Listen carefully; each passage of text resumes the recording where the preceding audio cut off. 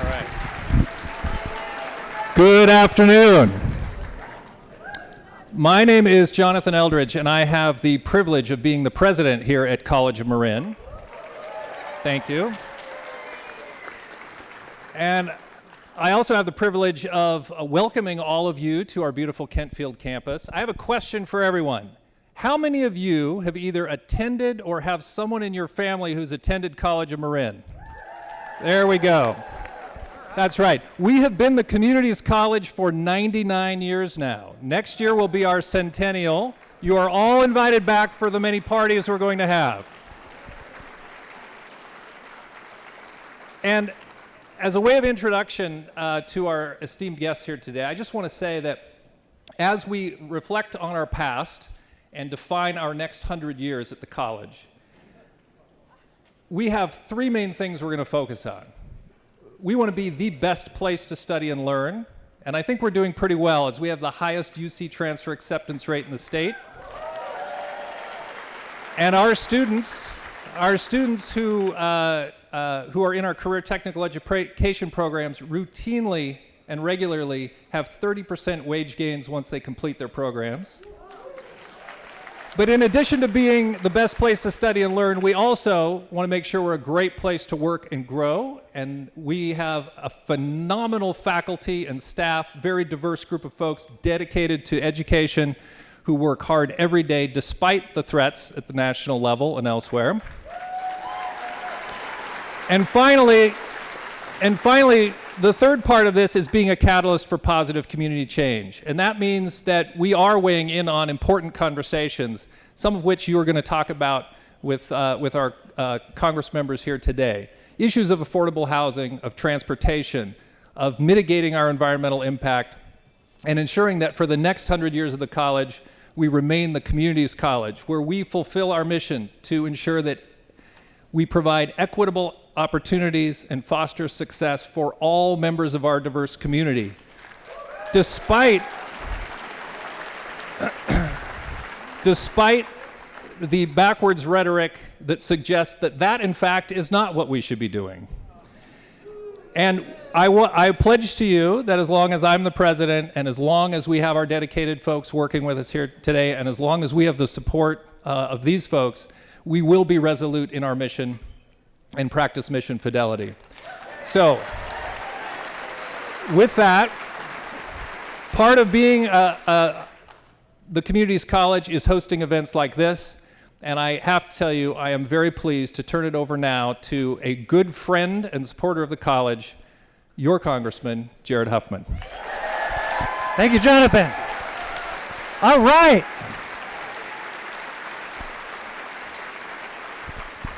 Now that's presidential leadership. I like that. So good to see all of you, and my friend Jamie Raskin and I are so glad that somehow George Soros found a way to get you all here and pay you to be here. Thank you for that. Thank you to College of Marin for being such a wonderful host. And thank you to Marin TV, because this is the largest venue we could find, and we could have filled a venue much bigger, but thanks to Marin TV, many more people are going to be able to join us. And of course, we'll be streaming this live on my congressional Facebook page as well. So folks, I have been doing a lot of these town halls and public meetings for the past 100 days. Part of the reason I'm doing so many of them is I love them. I think it's just the quintessence of democracy, really, to have you able to hold me accountable for the positions I take on your behalf, for me to have the connection with you and to hear from all of you, and for all of us together to show the rest of the country what a good civic discourse ought to look like. But I'll tell you, I think the main reason I'm doing so many of these, and I'm also doing political rallies and protests wherever I can as well, and the main reason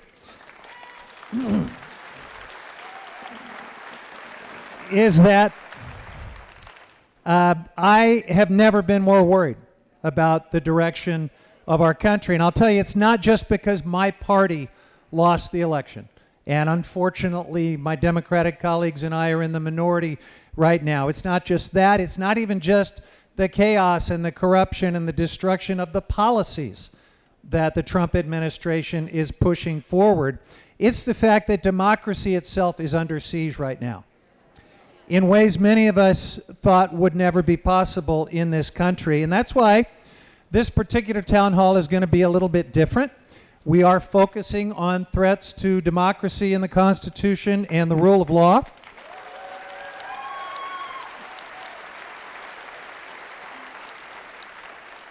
And the other thing that's different is I have brought in a ringer to share the stage with me.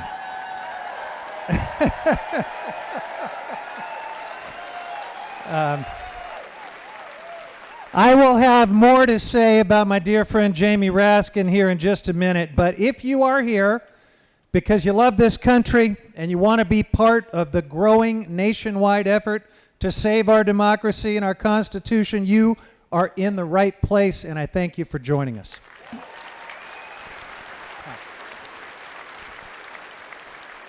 So here's the program. I'll say a few more things about what's happening in Washington by way of getting us started, and then I'm going to hand off to Congressman Raskin and invite him to do the same thing. All of you should be thinking about the questions that you want to ask us, because after I take the liberty of starting a dialogue with Jamie with a few questions of my own, we will open it up to all of you. And just a little housekeeping. When it comes time to ask a question or make a comment, just raise your hand. I've got staff that are going to be working the room with remote microphones. They will tell you when it's time to step out to the aisle to ask your question or make your comment. Please try to keep it to 1 or 2 minutes. You can say almost anything in 1 or 2 minutes. If your question or comment has already been covered by others, think about letting someone else take a turn so that we can cover as much ground as we possibly can. And please respect the fact that my staff is under strict orders to hold on to the microphone and never let it go. We have learned that's very important to keep us moving. Just one last thing. Please be civil and respectful to each other.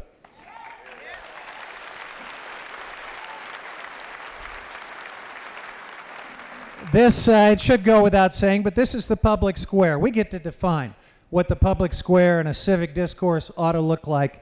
And I want it to be a place where everyone always feels that they can safely and freely express themselves, even if they disagree with me. Okay, so if I were in your place right now, I'll tell you the two things I would want to hear from my representative in Congress. I would want to know, number one, do they understand what this moment is all about? And number two, what the hell are they doing about it? So I am going to kick us off as clearly as I can by just answering those two questions. I believe right now Donald Trump is trying to bully his way into a dictatorship that upends decades of political, social, and environmental progress. I believe he's doing that by pitting us against each other and using fear and lies, disinformation, and fake emergencies to consolidate power and to destroy any kind of resistance or political opposition. He knows he has absolute immunity because of this radical Supreme Court, and now he is using that to try to claim absolute power, to turn our government into something that serves him and the people he favors. Now, he's already normalized most of this with his MAGA base. They want him to be, some of them talk openly about wanting him to be an American Caesar. And the next step is to actually cross the Rubicon, right? To test the checks and the balances of our republic and see if anyone will stop him. And we're seeing that happen in so many different ways. We see it in the more than 100 legally dubious imperial edicts. He calls them executive orders. I refuse to dignify them with that term. These are imperial edicts. We see it in the way he is bringing historically independent agencies, including the Department of Justice and the FBI, under his direct personal control. We see it in the new fake federal agency, DOJ, and the wealthiest man in the world that has been empowered to ransack through the federal workforce, purging jobs, purging programs without authority, crippling key agencies. And we see it in the way he's testing Congress. You know, he understands that he has incredible power over the Republican Party right now and over the Republicans that have the majority in Congress. And so he is testing whether they will simply surrender their Article 1 authority to challenge him. And so far, they kind of have. When you talk about the power of the purse and oversight, when you talk about advice and consent for nominees, when you talk about any number of other things, so far, this Republican Congress is along for the ride. And then now, most recently, he is testing the Article 3 branch of government, the judiciary, to see if it can stop him. No president has ever directly defied a federal court order, much less a Supreme Court order, and Donald Trump is showing every sign of doing that right now. And he thinks he's got a very popular test case to do it with, because this man, Kilmar Abrego Garcia, is an undocumented immigrant, entered the country illegally, and Trump is accusing him, without proof, but accusing him of being a gang member. And so he thinks that's enough popular cover to go ahead and go where no president has gone before, to defy a final federal court order. He's trying to establish what I think is an unthinkable precedent, that on the basis of an accusation, precedent, on the basis of an accusation, he can round up and disappear people who are in this country. Here's the bottom line. No matter what you think of Abrego Garcia, no matter what you think of the federal bureaucracy or agencies like USAID, no matter what you think of the inefficiency and other problems with the Congress or any given federal judge, make no mistake, Donald Trump is putting us on a rolling constitutional crisis across the board, and if he gets away with all these different tests of the checks and balances in our country, if he gets away with the stuff that he's trying to do with the Alien Enemies Act of 1798 to round people up and deport them without due process, and the political protesters who are seeing their green cards revoked simply because of their politics. If he gets away with all that, our country's going to look a lot more like 1930s Germany than the United States of America as we know it, and I don't say that lightly. So, this is not the chapter of American history I wanted any of us to experience. But as one of our great founders, I know one of Jamie Raskin's personal heroes, Thomas Paine, said in the darkest days of the American Revolution, the times have found us. And if you care about this country and oppose tyranny, we really have no choice but to face it and come together and find a way through. So what am I doing? I will just quickly tell you a few things. If there are two camps in the Democratic Party right now, as some have suggested, I think it's a little more complicated than that. But if there's two camps, I'm in the fight camp.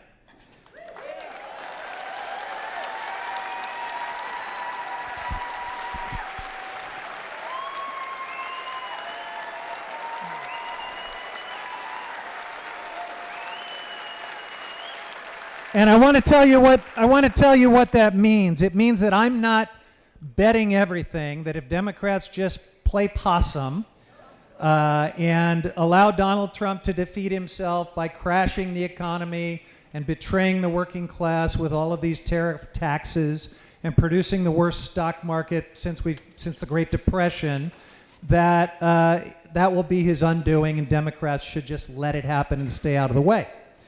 I believe Democrats have to take the fight to Donald Trump using all the tools we have.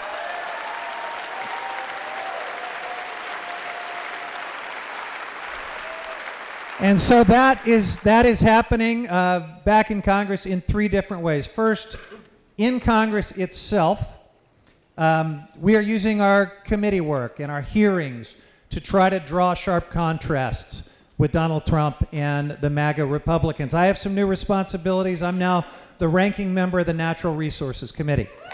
And so My job is to draw those contrasts and hold my Republican colleagues accountable for all of these bad policies that they are complicit in, and we are doing that in some very important ways. We are having shadow hearings. We are doing parliamentary maneuvers that I don't need to explain to you, but we're in the minority. We don't have the tools I would like, but we're using all of the parliamentary and other tools that we have to try to make our case. And we are trying to leverage all of our power on key votes. There's only a few points in this Congress where the Democrats will actually have power. So unity becomes very important. And I'm very proud of the way our House Democrats held together a few weeks ago on a very important government funding bill. The Senate did not do that, but House Democrats did.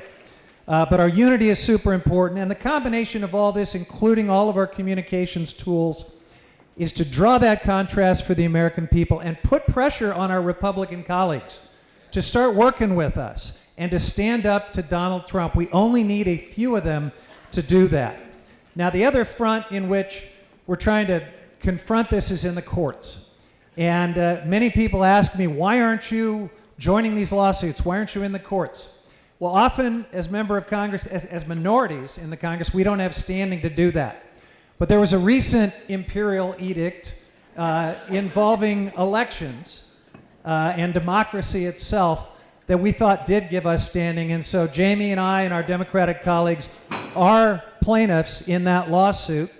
And in other lawsuits, there's more than 130 of them. We're filing amicus briefs and coordinating with the litigants and doing everything that we can to make that a meaningful check on abuses of power and violations of the law.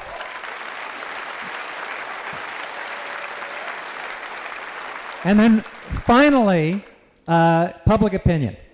This may be the most powerful tool we have to work with right now. Abraham Lincoln famously said that public sentiment is everything. With public sentiment, nothing can fail. Without it, nothing can succeed. That's why Jamie and I and our colleagues are just constantly doing public events, trying to go into media platforms that many of us, aren't even familiar with in some cases. We are trying to reach people. We are trying to communicate, and we're trying to draw you in to a very, very important and broad public engagement. If you got ideas about other things I should be doing, I am all ears, but I think it's important that all of you are here today. I think this is a part of what we need in this moment, and I am going to urge you to consider it also a call to action. All of you already get it. You're already engaged enough to be here in the middle of a weekday, but we need you to tell your friends and family and your networks and be part of something that gets bigger and louder and really unleashes that awesome, peacefully unleashes that awesome power of public opinion. All right, so what a treat for me to introduce one of my great friends and allies in the Congress. Jamie Raskin was an amazing defender of our Constitution before he came to Congress. He was a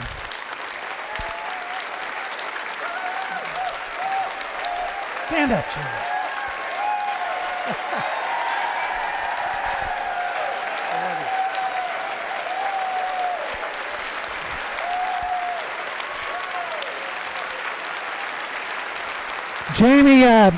Jamie was a law professor. Jamie was a law professor and a constitutional scholar, and since he came to Congress in 2017, he's really emerged as one of the most eloquent, engaging, and impactful leaders in national politics. In the time that we have spent together, I have seen this guy overcome heartbreaking personal tragedy. I've seen him defeat cancer. I've seen him win a caucus election to be our ranking member of the Judiciary Committee.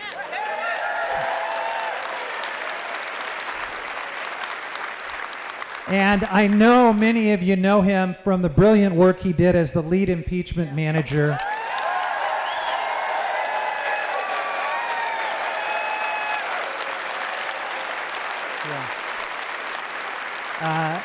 In the Senate trial of Donald Trump following the January 6th insurrection. That role made him obviously a national superstar, but it also landed him squarely on Donald Trump's enemy list.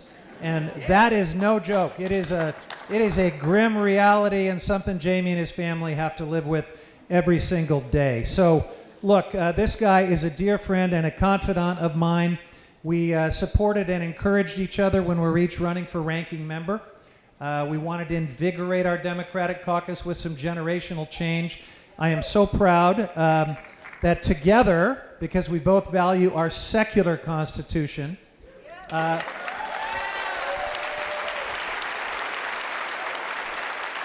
back in 2018, we did something so important it had to be invented.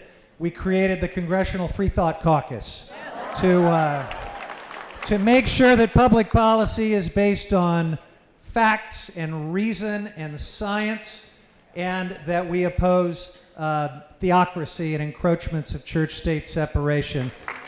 So,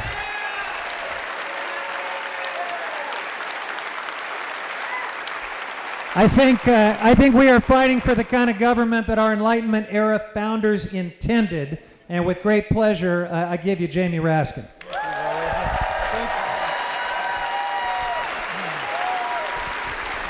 Well, hello. Hello, Marin County. Hello, hello. What an honor. Your county, your people are as beautiful as Jared Huffman's been telling me all these years. So I've never been here before, and I'm thrilled to be in your presence today. And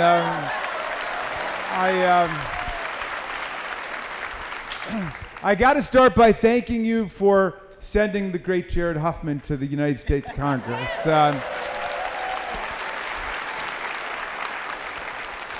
And he's not only the co-founder of the Congressional Free Thought Caucus, he started the Stop Project 2025 task force a year ago. He was the first person, really the first person to blow the whistle on what was coming. This was not going to be just normal right-wing reactionary politics. This is going to be a complete attack on the Constitution of the United States and our system of government. And Jarrett mobilized everybody. He also pointed out the fact that they refused to release that last chapter of Project 2025, which was the first 100 days, right?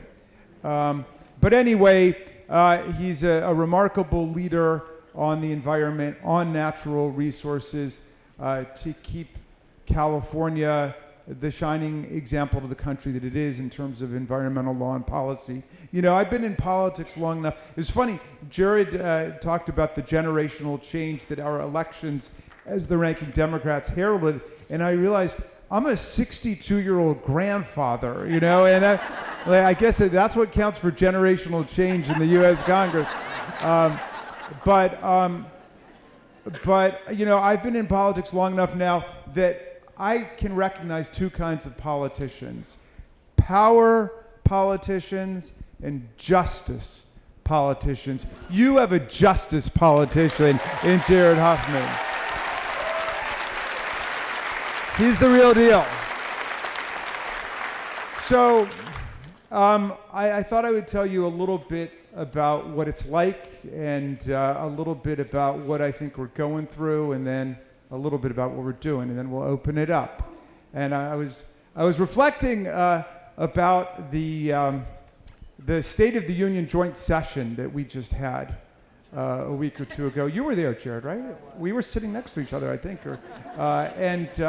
But I brought with me, because you get to bring a guest, and I brought with me Dr. Lauren McGee, a constituent of mine in beautiful Montgomery County, Maryland, who is a doctor, chief biologist of a pediatric cancer unit at NIH, which is in my district, in Bethesda and Rockville. And she's been in the forefront of a lot of major breakthroughs in her field. And on February 14th, she was sacked by Elon Musk and by Doge. Happy Valentine's Day from Elon Musk and the Trump administration, along with tens of thousands of other employees. You know, when you're on probation, it sounds like it's something bad, like you did something bad, you know. You're on probation in the civil service because you got promoted or you just got hired, right? And so they considered her vulnerable, and so they just sacked her. Anyway, I brought her with me.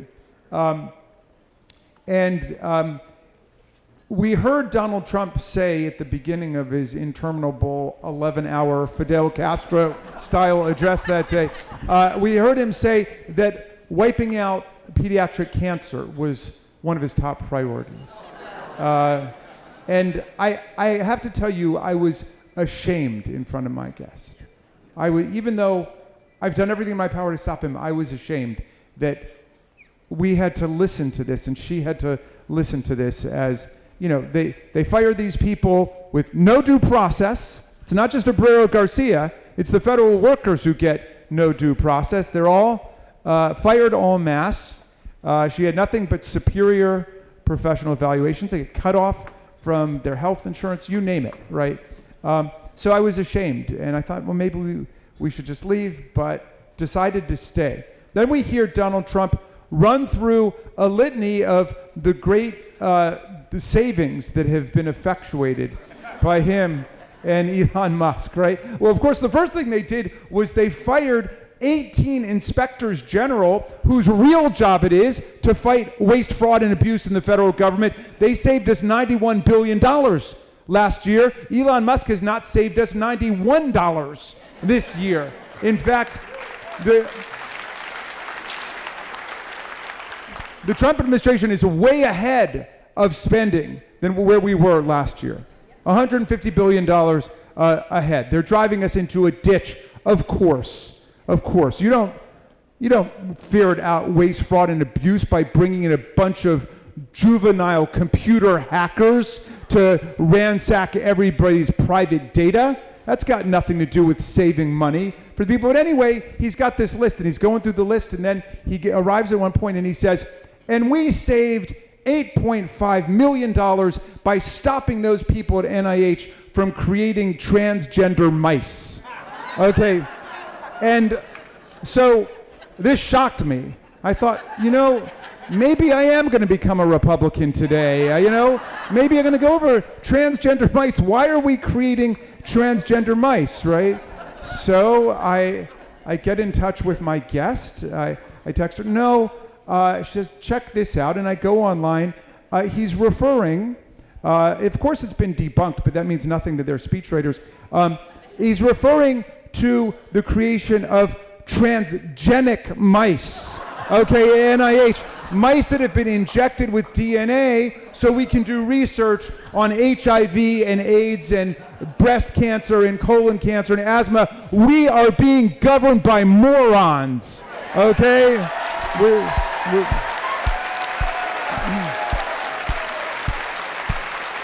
So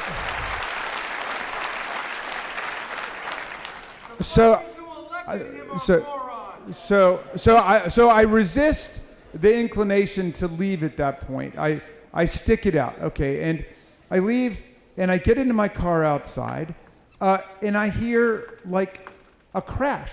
Turns out Speaker Mike Johnson's chief of staff has left the proceeding, gotten into his car, and plowed into the back of a parked police car at 38 miles an hour. Johnson, of course, sticks with them and says, that's fine. He's a loyal soldier. A reporter happens to be walking by and says, what do you think about this? And I said, it's very clear to me that we have way too many DUI hires in the Republican administration. Starting with Secretary Hegseth. This is what it is like, the chaos that's been unleashed on us. Our Constitution, as Congressman Huffman says, is under siege. Every day, under siege. They never mention the Constitution. They don't invoke it. They don't bother to talk about it. But they don't believe in it, right? Before you get to all of the unconstitutional things they're doing with their executive orders and practices and policies, don't skip over the fact that they can't be doing any of it anyway because Congress is the lawmaking power, not Donald Trump, not the president.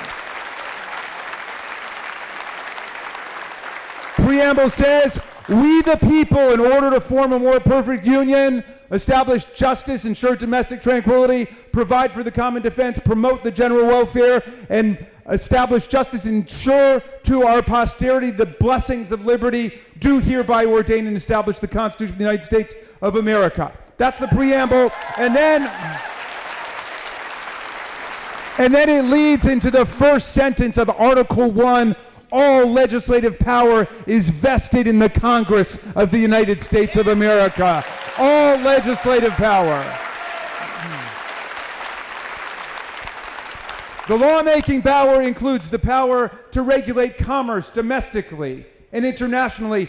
We've got control over tariffs, not the President of the United States. He invoked IEPA, the International Emergency Economic Powers Act, in a way it's never been used before. It's never been used for tariffs before. It's reserved for emergencies of an extraordinary and unusual nature. And when he came out to announce them, do you know what the emergency was of an extraordinary and unusual nature? This has been going on for 4 decades now, and we need to get rid of the way that we're being mistreated by all these countries. If it's been going on for 4 decades, how is that an emergency? If you think there's an emergency, if you think you need to change the law, come to Congress and make your case. Make your case to Congress, okay? We've got the power to declare war under Article 1 of the Constitution, not the president. He can't declare war on Venezuela by himself and then invoke the Alien Enemies Act of 1798. Congress has the power to declare war, and we were not invaded either. So we weren't at war, we weren't invaded, and as Judge Boasberg, that President Bush appointee, said, the Alien Enemies Act does not apply. And if it did apply, you still have to give people due process. We're not at war. There's no invasion. They didn't give due process. Bring Abreu Garcia back to the United States.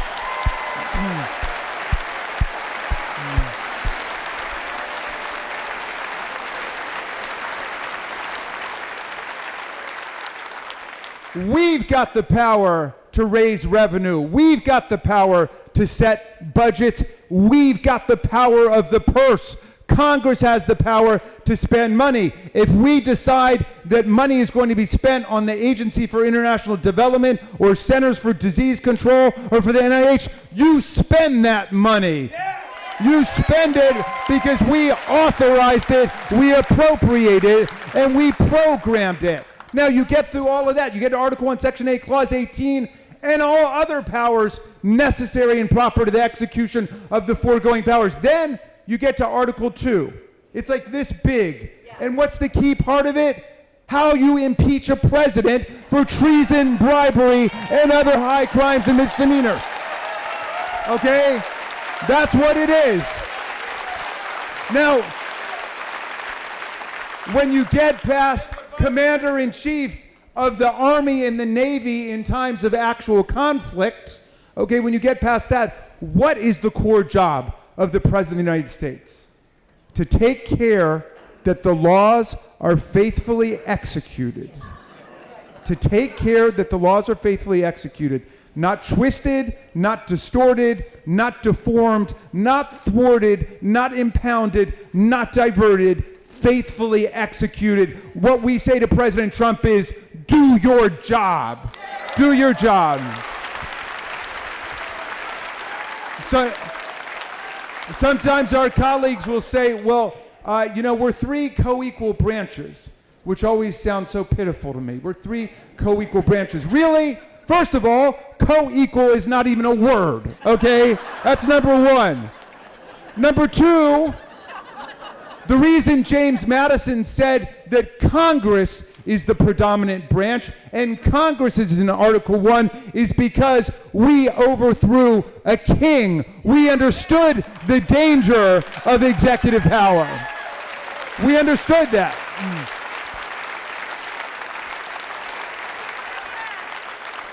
For the 3 co-equal branches, why do we have the power to impeach, try, and convict the president, and he doesn't have the power to impeach, try, and convict us? Right? They understood where the danger was, and that's where Article 3 comes in. It's emphatically the province and the duty of the Judicial Department to say what the law is. Chief Justice Marshall said in 1803 in Marbury versus Madison, that's the job of the court. And yet, you can listen to Trump himself or Vice President Vance. They all say, oh, well, the law, no, you can't tell the executive what to do. Really? You can't tell the executive what to do? In Marbury versus Madison, the Supreme Court said there's absolutely no problem with telling Secretary of State Madison that he's got to issue the judicial commission of Mr. Marbury. Of course, the courts can tell the president what to do, or Congress, or anybody who's violating the Constitution. That's the job of the court, to tell them what to do if they're violating the Constitution.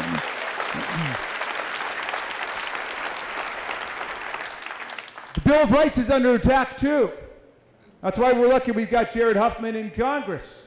Right? The First Amendment is under attack. We know that. For the press, it's under attack. Right? You're not allowed to call the Gulf of Mexico the Gulf of Mexico, or you'll be kicked out of the White House. You won't be able to cover us, right?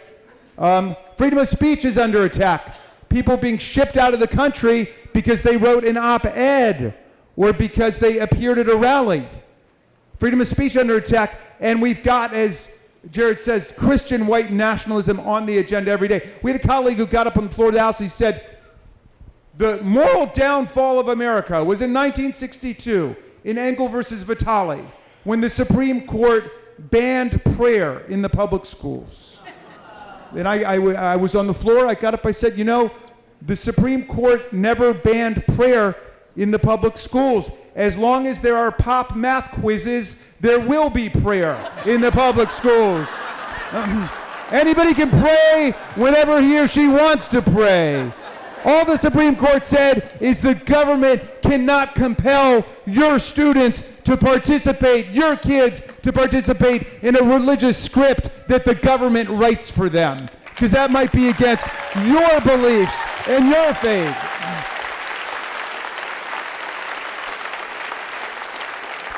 Louisiana, in a mega frenzy, voted to endorse the Ten Commandments and post the Ten Commandments everywhere. I knew it was going to happen. Our mega colleagues show up that Monday. We've got to endorse the Ten Commandments. We've got to post the Ten Commandments. I'm like, gee, the Ten Commandments have been doing fine for millennia without an endorsement by the U.S. House of Representatives and the Freedom Caucus. No, they insist. They say, well, the Ten Commandments are the basis of the Bill of Rights.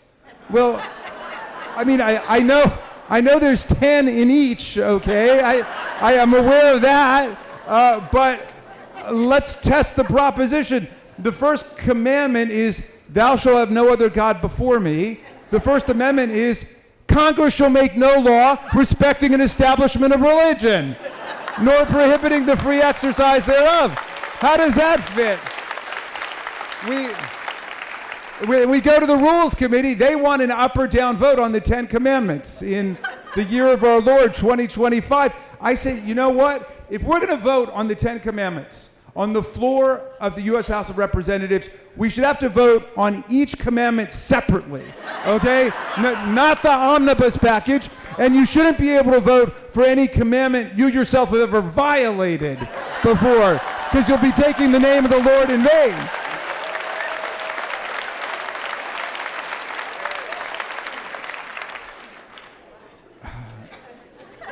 I'm giving you a taste of our lives. All right. Well, anyway, look, here's the good news, my friends. Here's the good news. We are winning every single day. Every single day.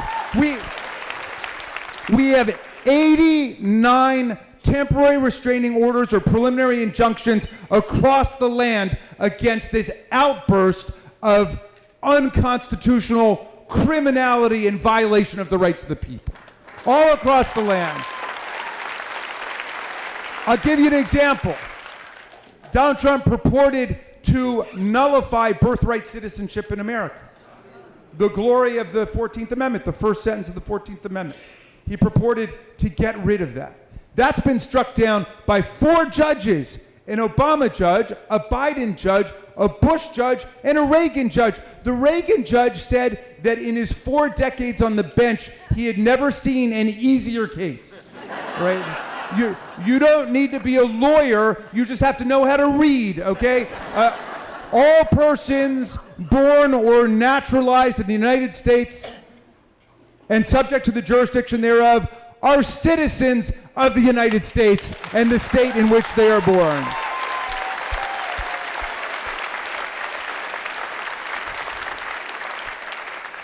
The Abreu Garcia case was decided by Judge Boasberg, who was first appointed to the bench by President Bush, and they got him mad. They got him really mad because he ordered that those planes not take off. He ordered those planes be turned around, and they thumbed their nose at a United States district judge. And he initiated contempt proceedings against them. When people ask me what can be done when they defy court orders, watch Judge Boasberg, because he said, I find you in probable contempt of the United States and of this court. And he said, I'm going to call in all of the federal officials who are participating in this contempt against the court. And I am going to use every sanction available to me, a criminal sanction, a civil sanction. He's got the power to put people in jail. He's got the power to levy fines on people. He's got the power to slap liens on people's bank accounts. The federal courts are not without an arsenal of responses to people who act in contempt of the rule of law. And this is a very conservative judge. Now, our colleagues are saying, impeach these judges. We've got colleagues who have posters up outside of their office with federal judges' faces on them saying, wanted, and impeach these people. There have only been 15 judges impeached in American history. They're impeached for bribery, for tax evasion, for kickbacks, for corruption offenses. One was convicted of habitual drunkenness, not even occasional drunkenness, but habitual drunkenness. But there's never been a federal judge impeached and removed from office because somebody disagreed with his opinion. And here I'll quote Chief Justice Roberts, who came out 2 weeks ago, and he said, the correct response to disagreement with a federal district court judge is you appeal their decision. You don't try to impeach the judge. Much less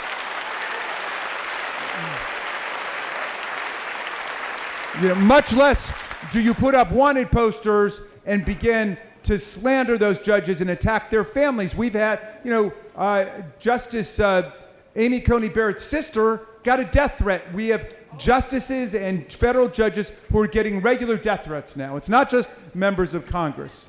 It's across the board what's taking place. So look, my friends, we've got to restore the rule of law in America. Okay. And we got to stand up for the Constitution in America. And we got to stand up for the Bill of Rights. And I'm proud to see that lots of institutions are standing up. There's no safety in appeasement of these people. There's no safety in it.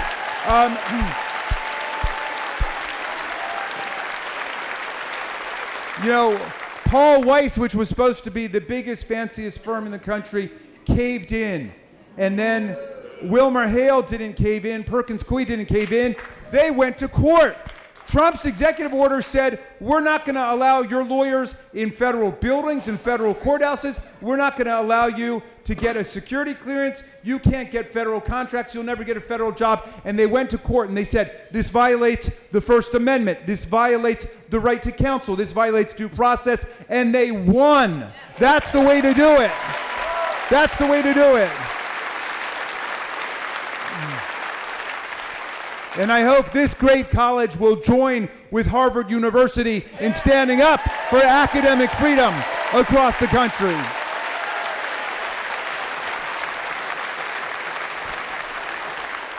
So that's how we're going to have to do it. We're going to have to stand together. Solidarity is the watchword. I'm going to leave you with the aforementioned Tom Paine, who my son Tommy was named after. Tom Paine, he got here in 1774, 2 years before the revolution, and he fell in love with the promise of America. He said, if this land lives up to its principles and its values, it will become, he said, an asylum to humanity. Not an insane asylum, okay? But a place of refuge for people seeking freedom from political and religious and intellectual oppression all over the world. And he wrote in 1776, published on January 10th, Common Sense, the greatest pamphlet of our history, which ignited the American Revolution. And by common sense, he meant the sense we have in common when we're willing to reason together without dogma and superstition and what we would call today propaganda and disinformation and fake news and fake facts and all of that. And Washington had the troops reading Common Sense by campfire light at Valley Forge. But anyway, 1776, it was a tough year. The country was split down the middle. I'm reading an interesting book about this by H.W. Brown right now called The First Civil War, about how the revolution itself split the society. Half the people are running around saying, you cannot beat the kings and the queens and the autocrats. You cannot disentangle church and state. Everybody's always lived under the autocrats, people like Vladimir Putin and mad kings like King George or Donald Trump. Like that is the fate of humanity. That's the fate of humanity, they thought. And half of the people are saying, let's try something different in this land. Let's try something different. Let's try to have government rest on the consent of the governed, and to have the government protect the freedoms and rights of the people, life and liberty, and the pursuit of happiness for everyone. Let's give it a try. Let's pledge to each other our property, our lives, our sacred honor to make that happen. But anyway, a lot of people felt there's no way we're going to get through the winter of 1776. You can't beat the greatest empire on earth that's ever existed. With all that money, you can't beat the richest man in the world. Right? It's not going to work. And Paine wanted to write a pamphlet to give people hope. And he wrote this beautiful pamphlet called The American Crisis. Just to quote a little passage for you, I will update the language pursuant to strict instructions from Nancy Pelosi, who said that Tom Paine was a feminist, and that he was. He was fighting for women's voting rights in the 18th century, and he was an abolitionist too. But anyway, Paine said, these are the times that try men and women's souls. The summer soldier and the sunshine patriot will shrink at this moment from the service of their cause and their country. But everyone that stands with us now will win the love and the favor and the affection of every man and every woman for all time. Tyranny, like hell, is not easily conquered, but we have this saving consolation. The more difficult the struggle, the more glorious in the end will be our victory. Let's make that victory ours. Thank you, Marin County.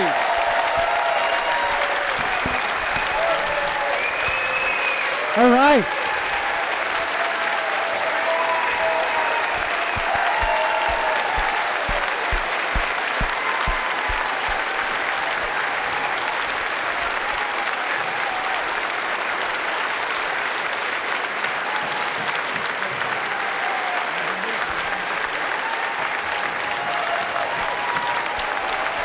All right, thanks everybody. We got more work to do. We got a little more work to do here. From all those lofty thoughts, let me take you to something very mundane. If you parked in the Woodlands parking lot, I am told that you might get towed. So think about that. All right, get your questions and comments ready, but I'm going to get us started with this one for Jamie Raskin. So we've been talking a lot about the rule of law and the constitutional order and democracy. I think everybody in this room understands inherently why those are things that we have to fight for in this moment. But some people are suggesting that for younger Americans, for people that are just struggling to make ends meet, that it's a little bit too abstract and academic, that we need to focus on the price of eggs and the costs and the 401ks. It seems like a false choice to me, but tell me why you think we've got to walk and chew gum. Why we've got to certainly talk about all these ways in which Trump policies are betraying the working class folks in their daily lives. But we got to fight for our democracy and make everyone understand why that's important. Do you agree? I agree totally with that. And I understand I might be particularly at fault with this because I was a constitutional law professor for 25 years. I do have a constitutional prism, and I concede that. But when people pose this question to me, Jared, I say I don't really distinguish the two because I am out there fighting every day for democracy and for the achievements of democracy like Medicare and Medicaid and Social Security and everything that we've been able to put into action. I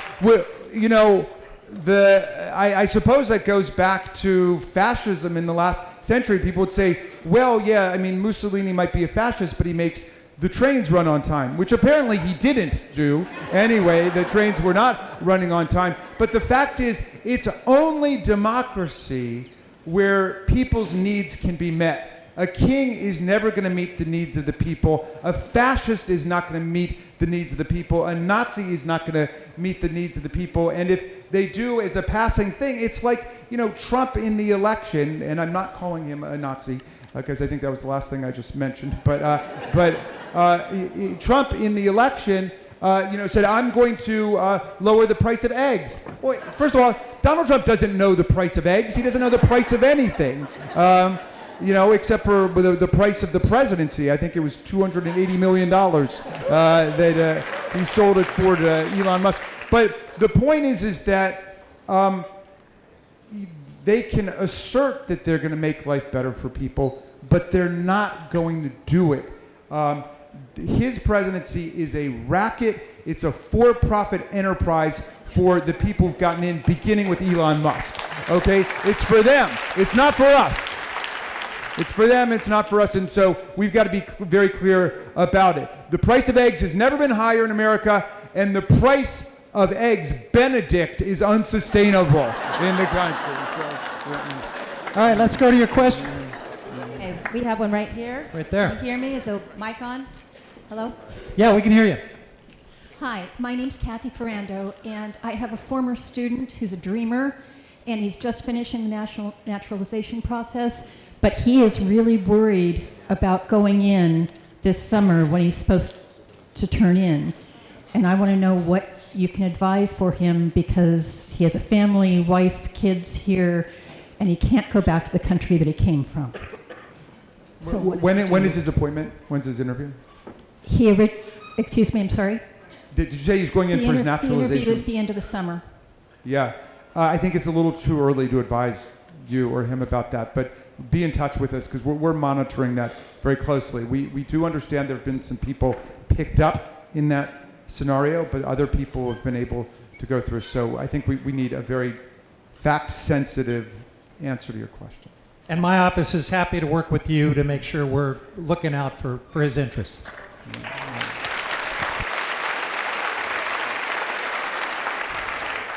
All right. Who's next? Colin, I think, is your mic working? All right, we'll go here while we're getting that mic going. Yeah. Okay. Town halls and protests are great, but I believe we need to take away something concrete from them. So I might have two questions. What are we doing to have voter registrations as part of town halls and protests? Second, what are we doing to have a nationwide voter registration campaign now? Regardless of what happens with the SAVE Act, we will wish we did this now. Thank you. So I think voter registration at every public event is a great idea, and so I will work with some folks to try to make that a feature of these things as we go forward. in terms of the SAVE Act and the broader challenges of registering to vote, if these guys have their way, let alone actually voting, we got the right guy here because as our top Democrat at the Judiciary Committee, Jamie is really the tip of the spear in pushing against that. So let me defer to him. Yeah, thank you. We've got to be doing voter registration in every possible context, as you say. Of course, it's a lot easier in California than it is in Mississippi or Alabama. There are a lot of states that have been making it extremely difficult to register a vote. That's also part of the purpose of the so-called SAVE Act, which we fought on the floor of the House and we hope is just going to crash into Democratic filibuster on the Senate side. The SAVE Act is a remarkable piece of legislation because it claims to be addressing the widespread problem of illegal alien voting, okay? But nobody has any cases of illegal alien voting. I guess they found a few cases of people sneaking in to vote for Donald Trump.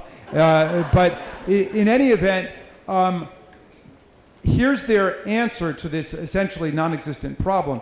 Their answer is to require that everybody bring to the polls in all 50 states and the District of Columbia, everywhere, documentation of what their name is now, what their name is at birth. So your birth certificate, passport, or driver's license, and if they don't match, as is the case for 80% of married women, then you need to produce your marriage certificate, okay, in order to explain why your birth certificate doesn't match with your passport. This is a clear violation of the 19th Amendment and women's right to vote in America, okay?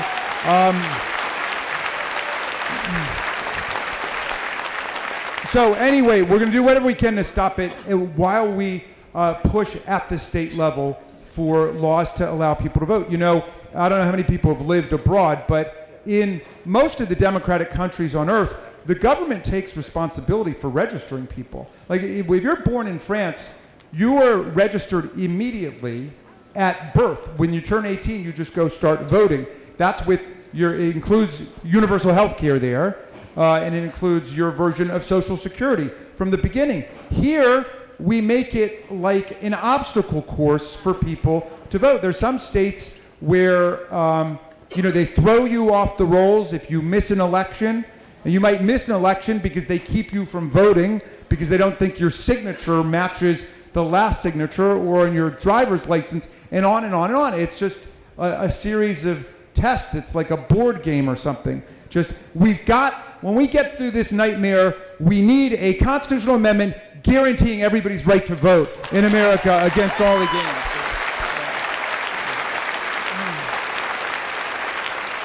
Yeah, let me just add that we also have some legislation that we passed out of the House 2 Congresses ago. I believe it was called the For the People Act, but we also had the John Lewis Voting Rights Act as well.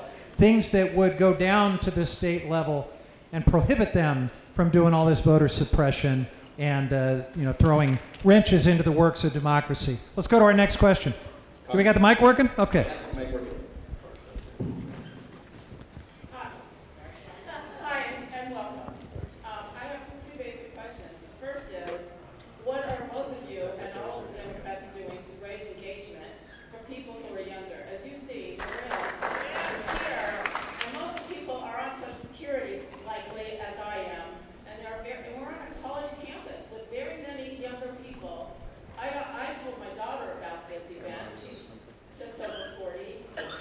Most of the people in here are way younger than we are. And as she has told me, she has seen nothing about this event on Instagram and Facebook and other platforms that younger people are watching and getting a lot of disinformation from, lies, propaganda, etc. So I would like you to speak to that across the country, not just here at Blue Marin.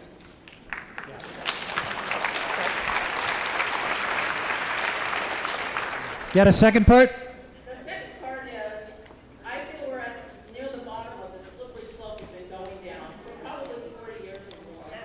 Sped up in the last 10. We've been anti-Trump for 10 years now. And what's going to be next? Because I don't have a lot of trust and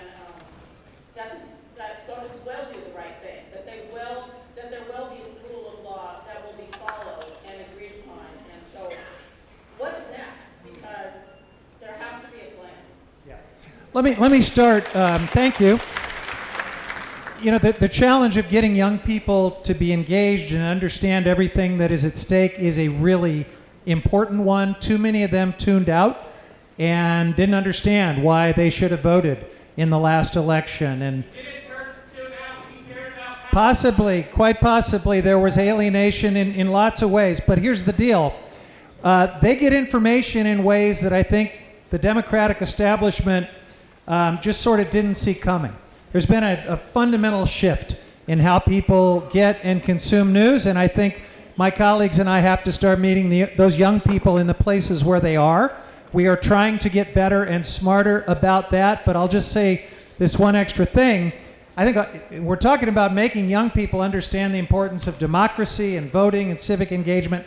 Obviously, that's not just on members of Congress, that's on all of us, in our families and in our communities. It's going to take all of us to make that happen. Jamie? Let me add only this. I come also from a blue district, and on my campaign, I spend no money on pollsters, polling, TV, radio, none of that stuff. My campaign is a school for young people called Democracy Summer. It's for high school and college and apprentice age kids to come and learn about the history of the civilizing movements of American life, and then to figure out what's going on today in terms of the struggle to defend strong democracy and freedom in the country. And we are in 42 states. And you're in my district. I'll have 12 high school and college students going through Jamie's program this summer. So, yeah. Next question back here, Congressman. Hi, I am a former Forest Service employee. It was an honor and a great financial sacrifice. Every day I had people mad at me for being a waste of money. I even had a Republican congressman ask me what it was that we did exactly.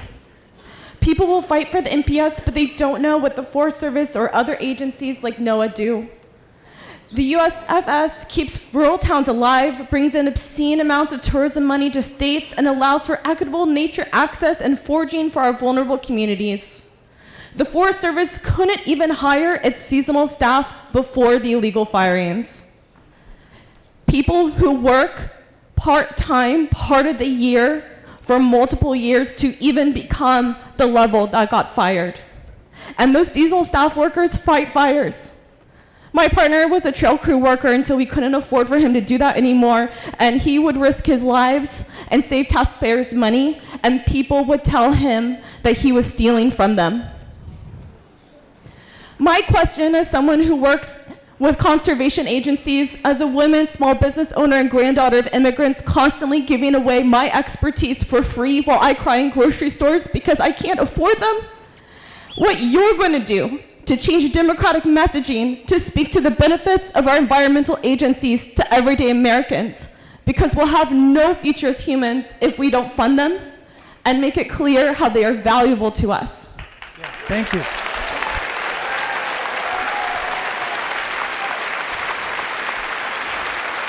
Thank you.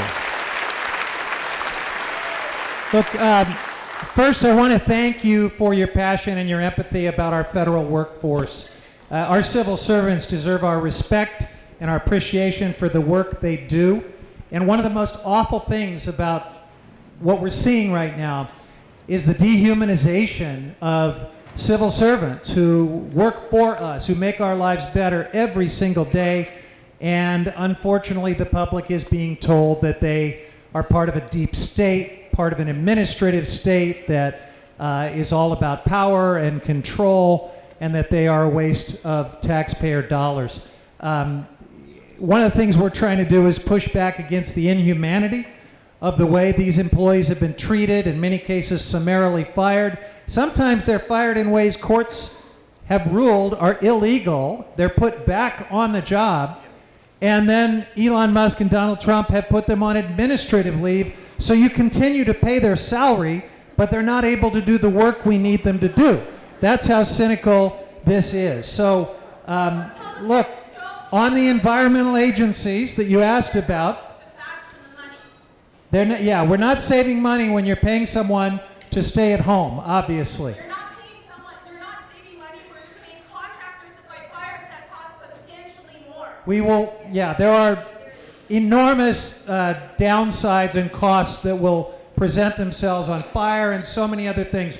You brought up NOAA and the environmental agencies, so as the ranking member at the Natural Resource Committee, I am doing my best to shine a bright light on just how dumb this attack on NOAA, as well as other environmental agencies, is. NOAA makes it possible for us to have safe air travel, to have weather forecasting, to make sure that ships, including nuclear submarines, don't run aground, because we have good ocean mapping and data sets that tell us what ocean currents are doing. It is such a vital scientific agency in so many ways, and it is our main climate science repository. That's probably why it's such an extreme threat to these guys. So we'll use every tool we can to defend NOAA, to defend the employees at NOAA and other environmental agencies, and we will work with the people who are going to court and so far winning to try to keep these agencies together. And to anyone here who's a federal employee and is impacted by this nonsense, thank you for your service, and we're going to do everything we can to have your back. Jamie, you want to add to that? So I've got 55,000 federal workers in my district. So your words strike me deeply, and thank you for your service. You know, one of the first things they did when they got in was they sacked the head of the FAA because they had called Elon Musk and one of his businesses on regulatory violations. And these are the first round of attacks was on people who had actually enforced the law and regulations against Elon Musk. But they got rid of the head of the FAA and his inner coterie, and 3 weeks later, we had the first fatal air crash in America in the last 17 years.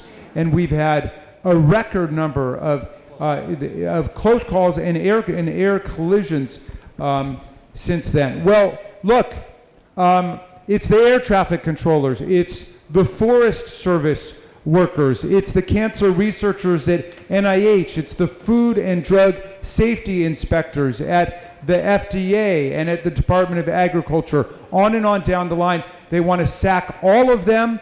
They want to put in political sycophants and loyalists to the president. They want to run it like a monarchy or an authoritarian state. They want to privatize whatever services remain in order to make money on it. And the only good news here is the American people are rebelling against this. They thought they would get away with it, but guess what? When the American people call Social Security, they want someone to pick up the phone, okay? And they want to be able to go to a Social Security office. And no, we don't want to dismantle Medicaid, which millions of Americans of all ages depend on. These are the achievements of democracy that we've got to protect. Okay, next question's over here, Congressman. However, Congressman Raskin needs to step out for 5 minutes over here, Congressman. Congressman Raskin needs to step out for 5 minutes, and then he will come back. And in the reason meantime, he's doing that is we have a Democratic caucus meeting virtually right now, and Jamie's very important to a lot of the work we do on the legal front right now.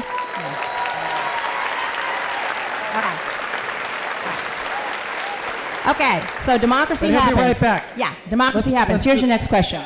Thank you.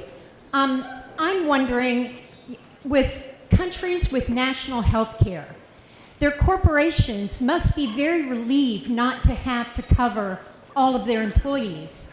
And I wonder if we can strategize with our corporations instead of, we all make them the enemy, but perhaps this would be a bridge for us to finally get national health care if we got the corporations behind it. What a great idea. It's almost like we should have Medicare for all. I agree with you. I'm for a national health insurance. Just a couple thoughts about your question. First, I would love to get back to the point where we can debate these things in a democracy, where we actually have a chance of moving good policy ideas through the democratic process, putting them on a president's desk, getting them enacted into law. I just sort of think, as important as all that is, probably the most important fight right now is to make sure we save this darn democracy so we can do that. And then let's get to work. Because one of the things we can remind people of is that we already have an awful lot of national health insurance. You know, this fight we have right now to save Medicaid, which is one of our strongest political arguments to try to get House Republicans to push back on Donald Trump and start working with us. It's because a third of America gets their primary health insurance from Medicaid. It is a federal health insurance program, 1/3. Now you throw in Medicare, you throw in the VA, you throw in children's health insurance. We are well on our way. It's fragmented, and it could be a lot more efficient, a lot better, but we're well on our way to national health insurance. We can demystify it and make those arguments once we get our democracy back in place and hopefully make some progress. Next question over here, Congressman. Back there, okay. Oh, hello, Congressman.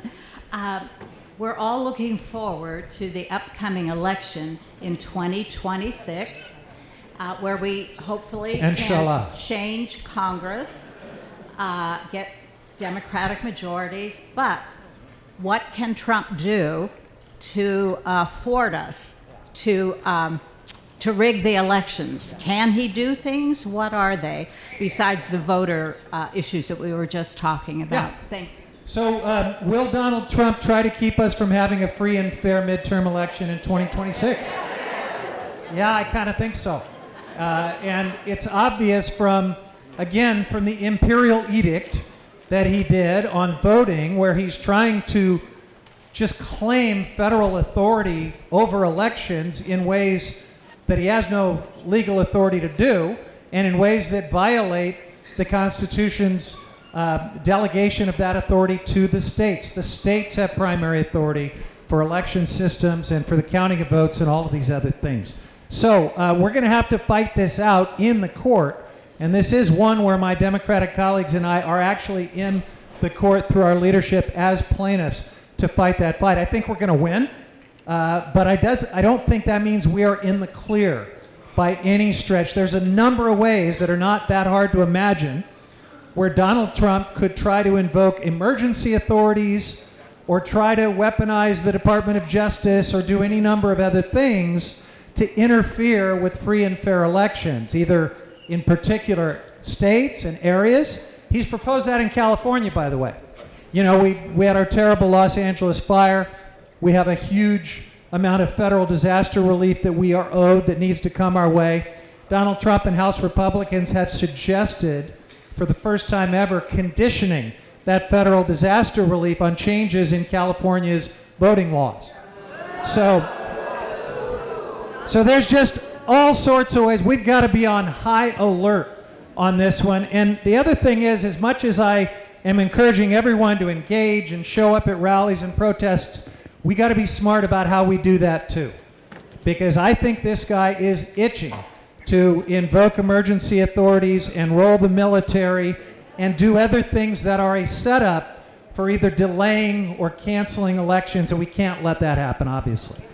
Okay, back here. Yeah, Congressman, it seems like a long time until midterms, given the speed of these destructive things that are going on. Are you or any of the other Democratic Congress people having meaningful, deep conversations with Republican Congress people? And if not, why not? And if you are, do you see any glimmer of light where 1, 2, 3, 5 will separate themselves from the cult and come over to enact and protect our democracy and all the other destructive things?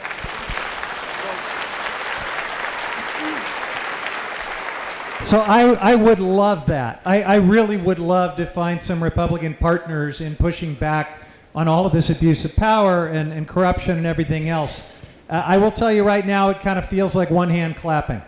I think there's a great desire to find the Liz Cheneys and the Adam Kinzingers and the others who are brave enough to push back on Donald Trump. The problem is, almost to a person, they have been eliminated by Donald Trump. It's part of how he has ascended this second time around and achieved such total control. So it's very important that we change that we sort of reestablish some of these basic principles that ought to unite us regardless of political party. I mean, Jamie Raskin has become friends with Liz Cheney, all right? And I think that's a great thing, because this is not about left versus right, it's about right and wrong. So we will keep trying. But I will be honest, the environment of coercion and intimidation and threats, and you saw what happened with the senators who definitely did not want to confirm Pete Hegseth and Tulsi Gabbard and so many of these other folks, Robert Kennedy Jr., and the kind of pressure and intimidation that was brought to bear on them and the way they ultimately buckled. I'm afraid that right now that's just the reality in this Republican Congress, and we should not hold our breath for them to save us. We got to save ourselves. Hi. I'm sorry, Senator, that Jamie Raskin's not here for this as well, but please talk to him too. Citizens United, which has allowed so much money we've become a corporate oligarchy practically. This money is coming in from foreign people, from corporations, from people all over in amounts that we don't know how much, we don't know from where it comes. And if Citizens United is not overturned, this will continue and we will lose our democracy, our democratic republic. And I understand that citizens' democracy to be revoked over whatever, it has died. It's in a coma in a committee for a few years. How do we get this back on track and get rid of Citizens United fast? Because if we don't get that foreign and corporate money out of here right away, this is going to continue to happen.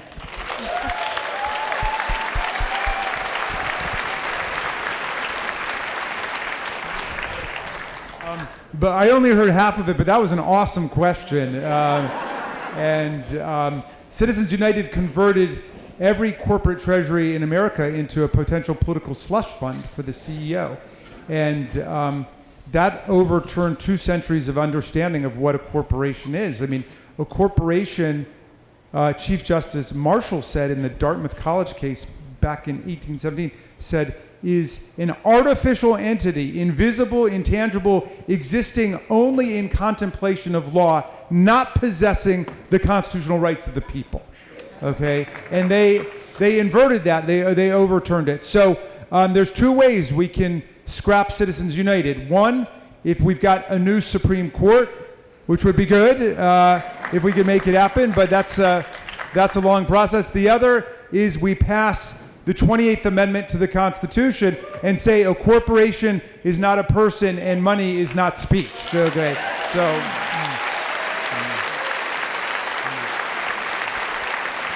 Okay.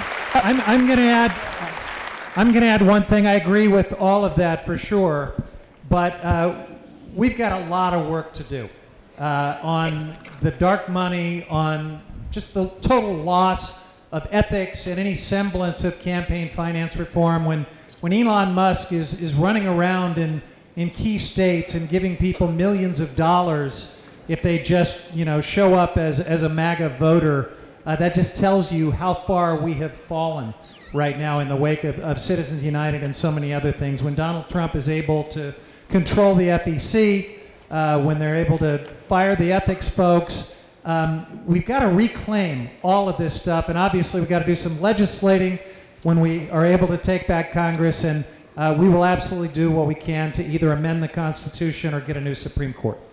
Okay, over here. Hi, my name is Jessica Gerber. I work with Brady United Against Gun Violence. Thank you. All of us are sitting here feeling pretty comfortable, but if we don't do something, the Second Amendment is going to overtake the First Amendment. I know that in the last several years, the last administration, thanks so much to the 2 of you and your colleagues, we made great, incredible strides in keeping our country safe from gun violence. And this administration is doing everything they can to roll all of that back. I would like to know what you're doing in Congress to fight that. Awesome. So, I haven't checked Jamie's voting record on this, but I'm willing to bet that he and I are all co-sponsoring the same bills to try to ban assault weapons and try to impose common sense gun safety standards and background checks and any number of other things that just ought to be so obvious. But you're absolutely right. The Second Amendment has been wildly distorted, and it has taken us to a dark and very dangerous place in this country. So having a new Supreme Court at some point will probably help with that. But even in the wake of some bad Supreme Court decisions, there's still room for a Congress and a president to put a lot of common sense reforms in place. And we just need to get the votes and win some elections to make it happen. I promise you we're committed to that. And, but just to add, the vast majority of the American people agree.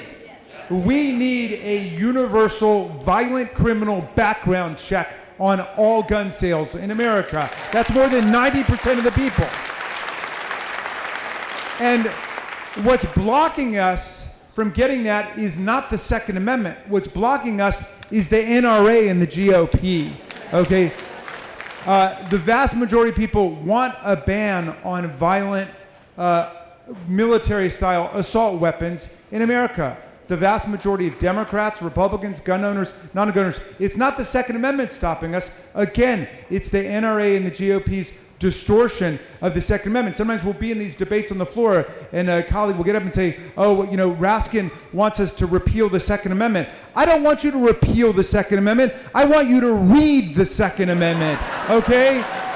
That's all. A well-regulated militia being necessary to the security of a free state, comma, the right of the people to keep and bear arms shall not be infringed. Justice Scalia has said, Justice Rehnquist said that the Second Amendment is perfectly compatible with common sense gun safety regulation to keep public schools, public buildings, courthouses safe, and all of them had said it's completely consistent with a background check to make sure that we're not putting guns in the hands of the wrong people. So we don't need to amend the Constitution. We need a Congress that will be willing to stand up to the NRA. That's where we are.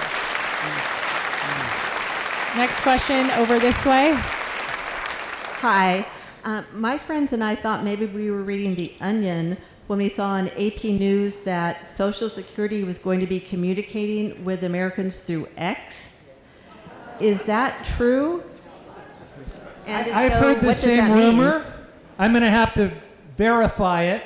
But look, nothing surprises me anymore. So we'll find out. I don't know if it's true or not. I don't know the direct answer to the question, but it gives me a quick opportunity to say a word about Elon Musk and the Silicon Valley billionaire mafia of Peter Thiels and Mark Andreessen and their intellectual hero, Curtis Yarvin. This guy did an interview with the New York Times, I think 6 or 7 weeks ago now, where he said the American people have to get over their fear of the word dictatorship. Okay? He said a dictator is just like a CEO of a corporation, and that works great for us, and we need a CEO dictator for the country who's going to report, by the way, not to the people, but to the other CEOs. They have a vision of a corporate state. So I don't know whether or not what you said is true or not, but it's certainly within the spirit of everything that we see coming out of that Silicon Valley mafia and the Trump administration right now. By the way, both of us are reachable on Blue Sky, if anybody wants to find us. Right here. Hello, my name is Jeff Stone, and I actually have a question for both of the Congress. You're both in relatively safe areas in blue states, and you have great reception and great support. Some of your Republican colleagues that are practicing in fear right now don't have that support, and they're not doing these open houses. What is your plan, and maybe going into some of their districts here in Northern California? There's a couple of Republicans, and I believe. Good question. In Maryland, there's one Republican district. I think they would like to hear from you. Andy Harris's district. I've already been there, my friend. I went 2 weekends ago. I was in an auditorium like this. There were 1,000 people there. They had turned hundreds of people away. And I got up and I said, I know I wasn't your first choice. They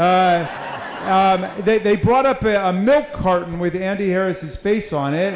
And I said, if your name is on the ballot, your face should not be on the milk carton. And I spent 4 hours there with the great people of the 1st District of Maryland and Eastern Shore. But I've also been to Pennsylvania 7, in the district in Allentown, and other areas up in there. And I'm going to New York 1, the 1st District, Long Island, and the people there sent me an article with the congressman who said that he's not getting any complaints in his office about an inability to get through to Social Security or any other federal government office. So I'm going to go and I'm going to set some things straight in the beautiful 1st District of New York on Long Island. And I am going to do the same. In fact, I was working on plans to go to our Republican colleague Kevin Kiley's district recently, but then Bernie Sanders and AOC showed up. And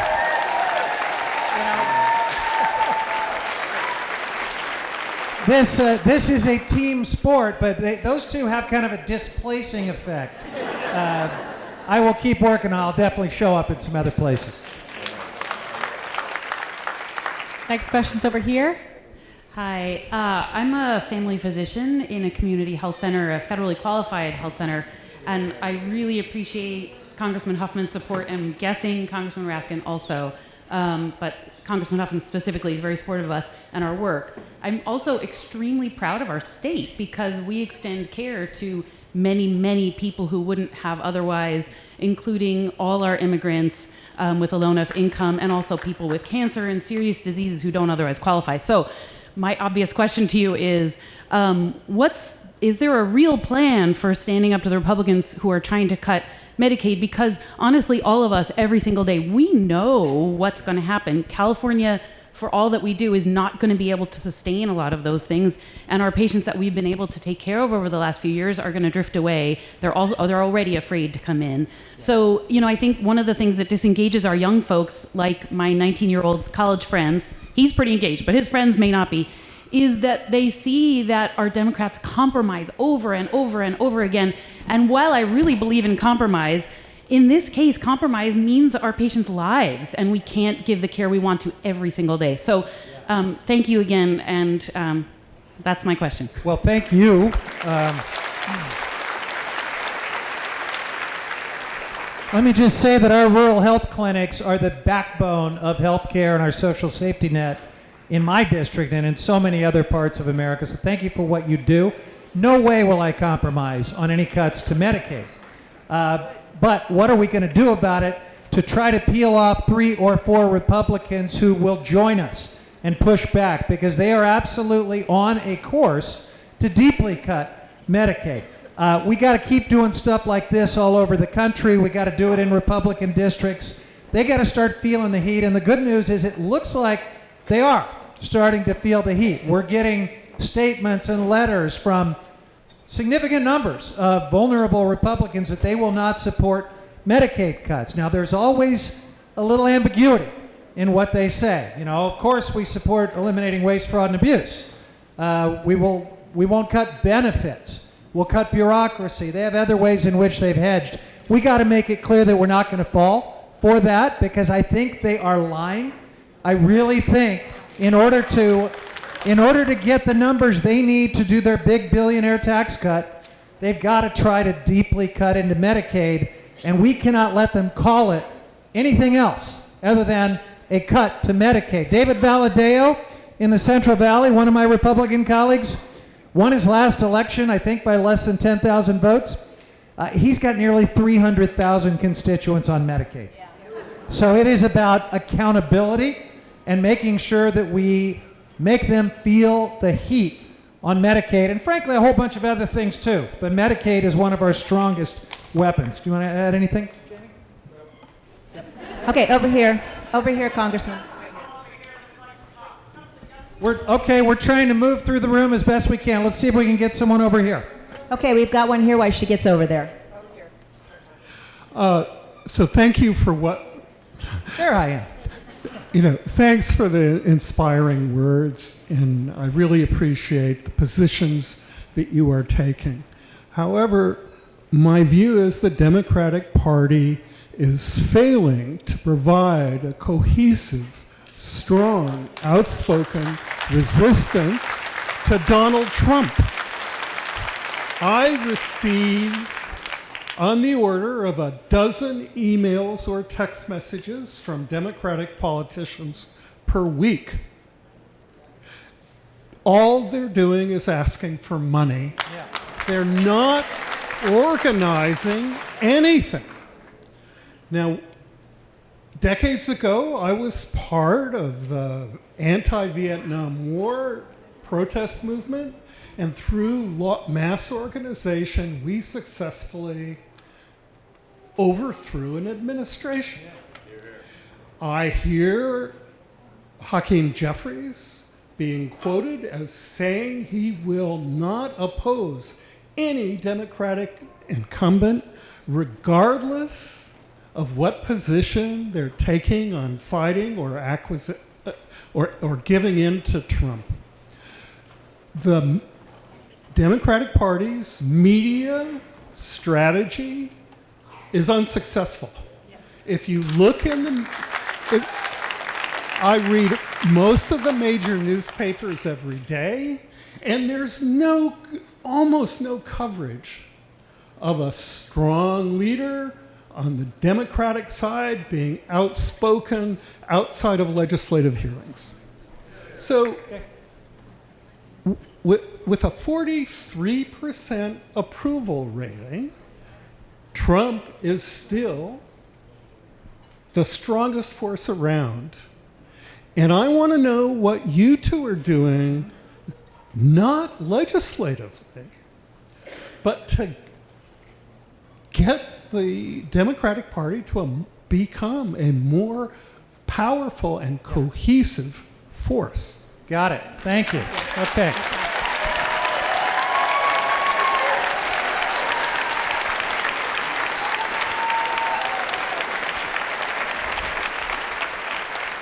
Thank you.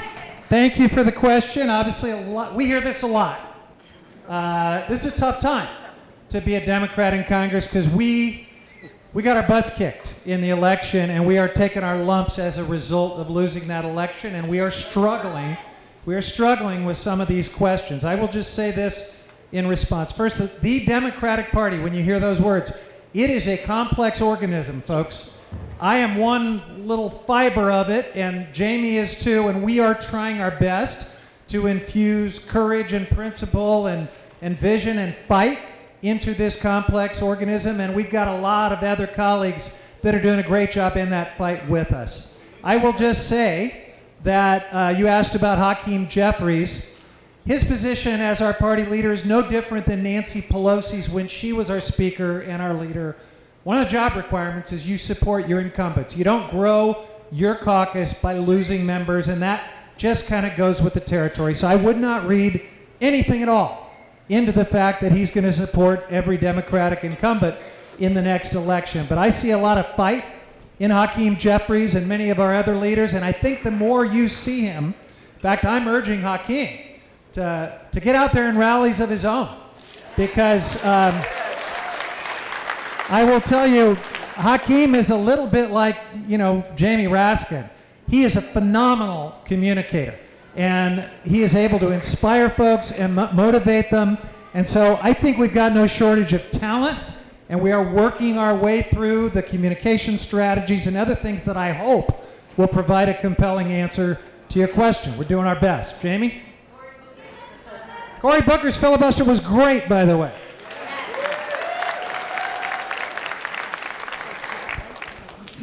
So, as I mentioned, my district's on the border of Washington. So, my constituents have been hit from the very first day with this nightmare. I went to what I think is the first protest which was at NOAA, which is in my district. And I went and I said, my motto for this period is going to be, a rally a day keeps the fascists away. Okay?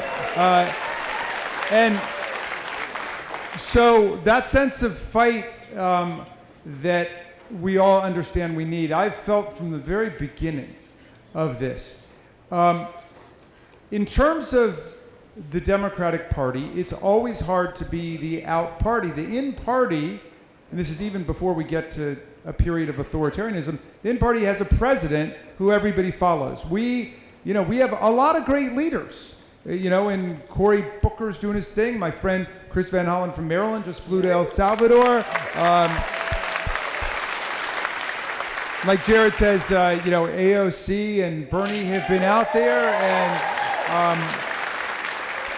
but I don't mean to just focus on them because it's dozens and dozens of people. But it is not, as you're saying, sir. I'm looking for you now. But it's not as you're saying. You say, well, where's the strong person? I'm not sure we're going to get that. I hope we have several hundred strong leaders who emerge during this period in Congress, in the governor's houses, in the state capitals, and also civil society. And let me just close with that thought, okay? Because you referenced the Vietnam War, which began for America, not for France, but for the Vietnamese and for the French. It was long before that, but for America, really in 62 or 63. That war didn't end for 12 years. It was a long time to stop that war. Or think about World War II, where Churchill's running around saying, we've got fascists in Italy, we've got Nazis in Germany, we've got Franco in Spain, and it took years to rouse the American people, and Pearl Harbor before the American people focused on the threat of fascism. I invited to come talk to the Democratic caucus some historians, and I posed the question, how do democracies defeat authoritarian takeovers and right-wing coups? It was very interesting. They said, well, if you've got an effective inside strategy, a legislative strategy, a judicial strategy, you can win about a third of the time. If you've got an effective nationwide civil resistance opposition strategy, and that's all, you can win about a third of the time. But if you have an effective inside political, legislative, judicial strategy combined and coordinated with a nationwide civil resistance strategy and leadership there, you can win more than 2/3 of the time. So it's not a guarantee, but we need to be fighting to lift up the leadership all over the country that's going to enable us to stop this madness coming out of the White House. We were going to try to get over here, right? Over here. Hi, I have just two quick things to say. To Congressman Raskin, thank you for writing Unthinkable. And to both of you, thank you for your courage. It really is contagious.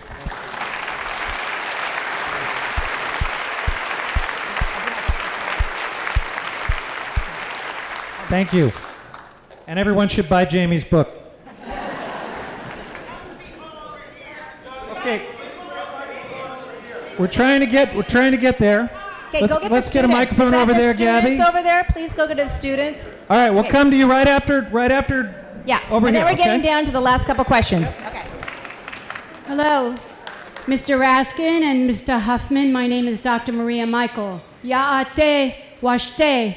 I'm an indigenous spiritual leader of the Lakota and Dene Nation, and I pray right now that we're standing on the land of many ancestors of the Wichani, Ohlone, Mumeka, Pomo, and coastal Miwok, and they're not being recognized, so we say that. We also want to say thank you, Mr. Raskin, for staying with the impeachment in spite of all the pain you went through in your own family, in spite of the cancer, in spite of everything that you have been through. You have stood strong. We thank you. And the Constitution was written and copied and joined by the Algonquian Council of Iroquois Confederacy, and that's never mentioned. And what we want to say to Congressman Huffman, We don't want to hear that it's hard. I'm on the streets every single weekend fighting. I've been fighting since Vietnam War. We have to fight. If my ancestors didn't fight, I wouldn't be here alive to help support you. This is my country. And don't you say it's too hard. Get your butts all out there. Everybody, every Democrat, get out there. I don't care. Someone has to start enforcing things. Hey, hey, ho, ho. Musk and Trump have got to go. Let's stop this.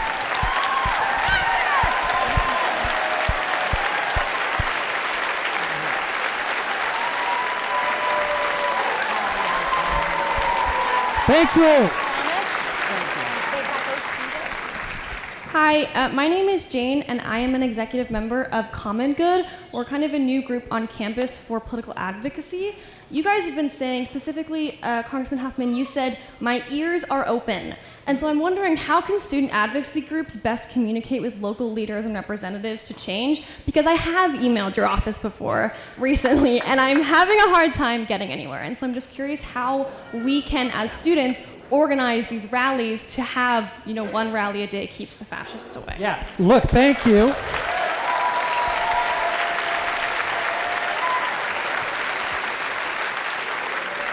I'm glad you're here. I'm glad you are engaging, and I want every young person and student to do the same thing. So, look, hold me accountable to that. If we didn't get back to an email, we'll figure out why that happened, and we will fix it. I do get about 8,000 emails a week. Not even exaggerating, but that's okay. We still are trying to find ways to process and be responsive and accessible. And as far as connecting with young people, I also welcome your ideas. I'm trying to do what I can. Jamie's Democracy Summer is a great model. It's something that I've embraced. We want to. It's not too late. The deadline is when, like a few days from now. So we're still taking applications. If you know a young person who wants to be a Democracy Fellow, they get a $500 stipend, and they learn about politics in seminars, and they learn how to organize and do all kinds of things, and it's a pretty great experience. But I welcome your ideas. If you want me to come to your class, I love that. I do middle school, high school, college.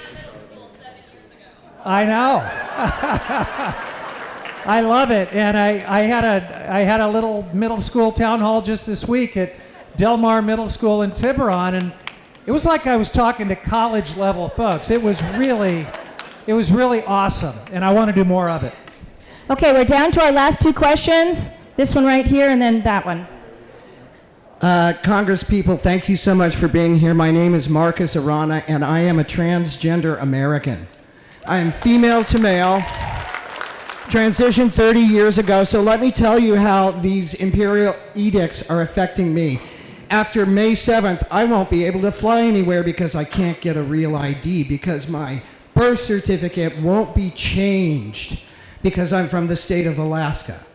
Secondly, the last time that Trump was president, he cut off my hormones that were covered by Medicare because I am transgender, because he disapproved of the diagnosis. Lots of men get their hormones paid for by Medicare, but I didn't.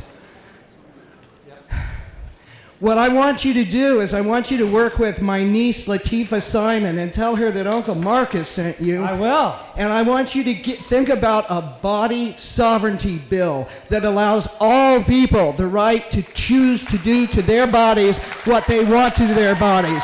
That will protect women with reproductive rights.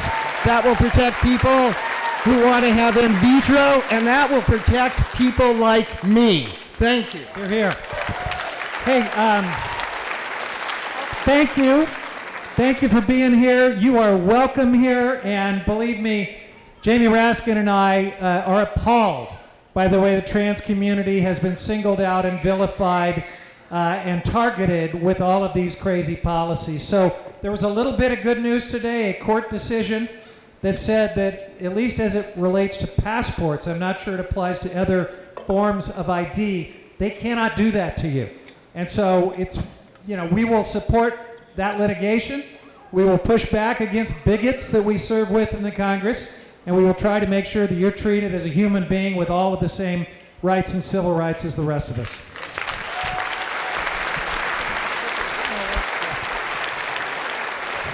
Last question is back here. Hi there. I am a Jewish mother of 2 Jewish students. Thank you both for being mensches in what you do in Congress. But the Trump administration is using the guise of fighting anti-Semitism to coerce and threaten our colleges and our universities and to persecute students who use their rights of freedom of speech. As 2 Jewish representatives in Congress, I urge you to stand up and call this effort for what it is and make sure that they are not doing this in our name. They are not doing what they are doing to persecute students and make Jewish students, frankly, less safe by taking away funding for crucial things that our universities, our higher education needs. And I urge you to stand up with our universities and our colleges and our K through 12 schools in defending DEI policies, in defending our rights to free speech and free protesting of actions that we know are making every student on our campuses less safe rather than more safe, using this guise of fighting anti-Semitism, not in our name. Hear, hear. I love it. Thank you for that eloquent statement. Thank you for calling me a mensch. Thank you for promoting me to a member of the tribe. I'm actually not Jewish, but I'm honored that you would make that mistake. So look, college anti-Semitism, anti-Semitism in general, right-wing anti-Semitism, these are all real problems, and we've got a lot of work to do, but a lot of things are hitching a ride on the problem of anti-Semitism, and the issue is being very cynically and cravenly weaponized by this administration to really just police free thought and to do all kinds of targeting of political opposition and resistance. So it is really a disingenuous campaign that you're seeing targeting higher education. I think every university should constantly be reflecting about doing a better job of confronting hate and anti-Semitism, but this is not what that is about. Jamie, you're pretty close to this. You are a member of the tribe, so let me defer to you. But first, I want to thank you for an extremely powerful and important statement that you just made. The charge of anti-Semitism has been weaponized to try to tear down democratic institutions. That's what's going on right now. You read Harvard's complaint that they filed yesterday. It was all about how it got into the complexities of the nightmare terrorism October 7th, then the protests that followed, and then the charges on different sides, and they said, we've done a lot to try to address the problem on campus. That's got nothing to do with Donald Trump trying to cut billions of dollars in medical research and scientific progress at Harvard University. It's got nothing to do with it. So they're using it as a pretext, and they're using it as an excuse and an alibi for an attack on higher education in America in a very dangerous way, as you say. So I'm proud of what you just said. I'm proud of all of the Jewish groups that have been standing up for the victims of immigration persecution by this administration, including Mohammed Khalil, the young woman at Tufts, a bunch of people who are being swept up, and they're trying to deport them from the country because they wrote an op-ed or they appeared at a protest. And the Jewish groups, student groups, some of whom disagree with them, some of whom agree with them on the Middle East, but all of them are saying they cannot be punished for their free speech in the United States of America. All right, I think we have time for 2 more. I have a veteran right here who's been waiting. Mahmoud Khalil. Mahmoud Khalil. Mahmoud Khalil. Mahmoud Khalil. Okay, All right. we have time for one last question. Hello, I'm Reverend Edgar Welty. Where are you? And I had, Right here. and I had a Thank thought that kind of shocked me because I'm a liberal. May, God willing, Trump will be burning in hell before long.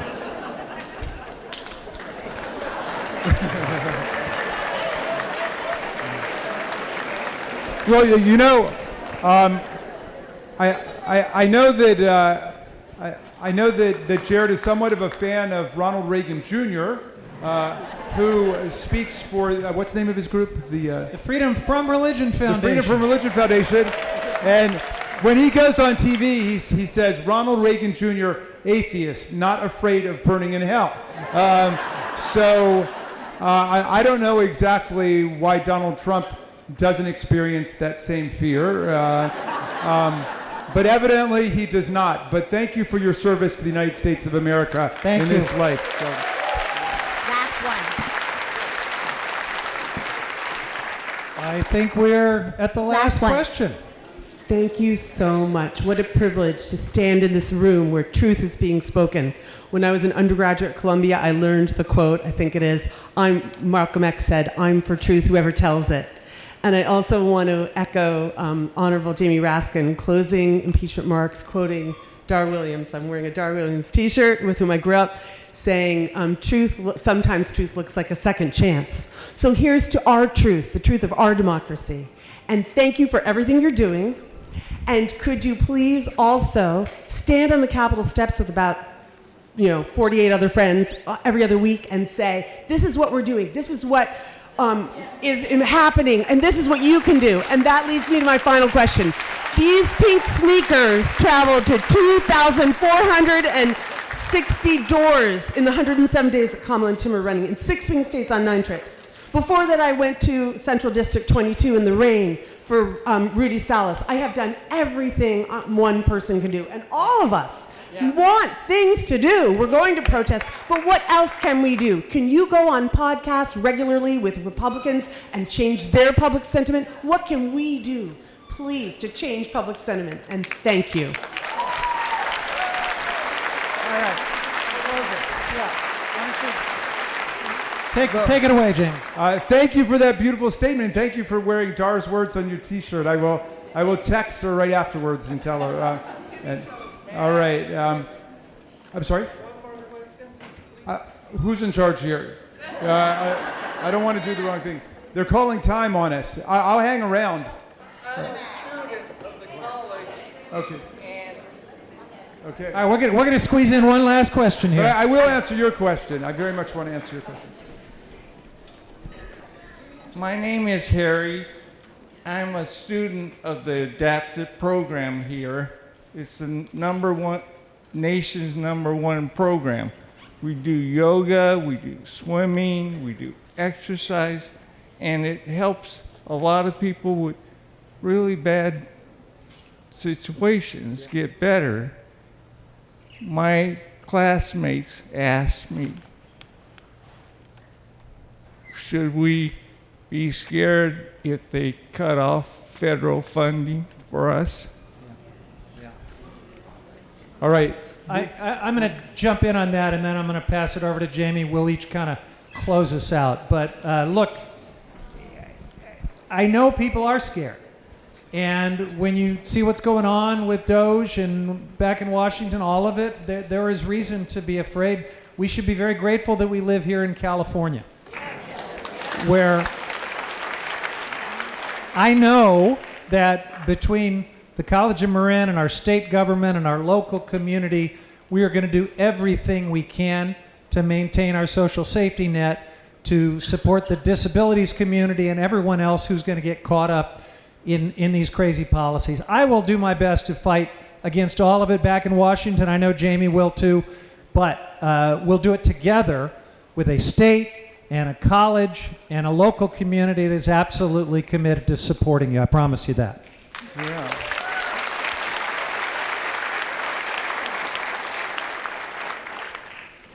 Thank you, sir, for your question, and thank you for everything you're doing here at the college. People ask me a lot about the fear thing, and I've thought a lot about it, And I think it's good for all of us to feel some fear, like Senator Murkowski said yesterday. It's good for all of us to be a little afraid because these people are terrifying, the program that they have.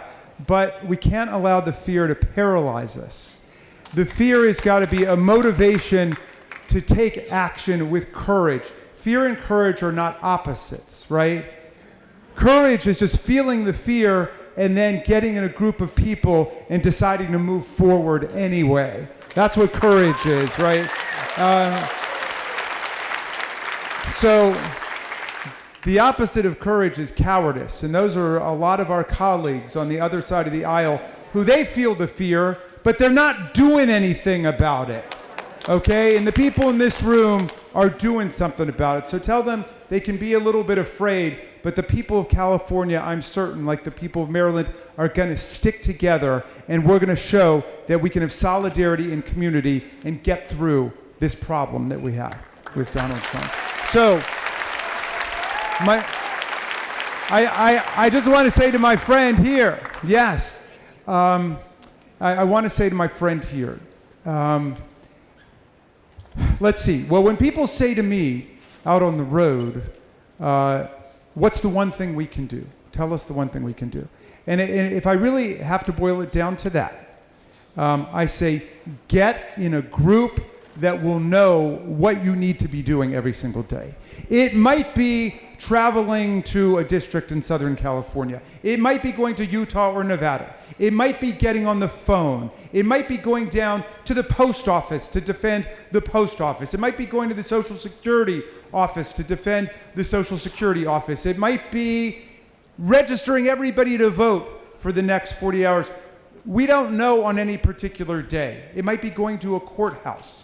So get in a group where you will know what needs to be done on any particular day. And I want to close. You've inspired me to remember something about my son, Tommy, and I want to thank everybody for your kind words. My friend in the back of the room, thank you for what you said, and my friend back there who read my book about Tommy and about January 6th. Tommy had a favorite passage from Wittgenstein, where Wittgenstein said this. He said that the truth of an empirical proposition is whether it corresponds to reality. The truth of an analytical proposition is whether it corresponds to the rules of logic. But the truth of a moral or political proposition is the courage with which we act to make it real in the world. I want to thank you all for acting with courage every day. And thank you, Jared Huffman. Beautiful. All right, folks.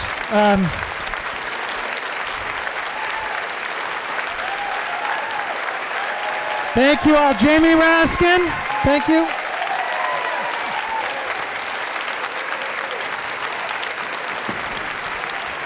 If you're not already signed up on my email list, please go to my website. Just type in Rep. Huffman, sign up. We want to keep in touch because we're going to be doing more of this and a lot of other things. Thank you for being here today.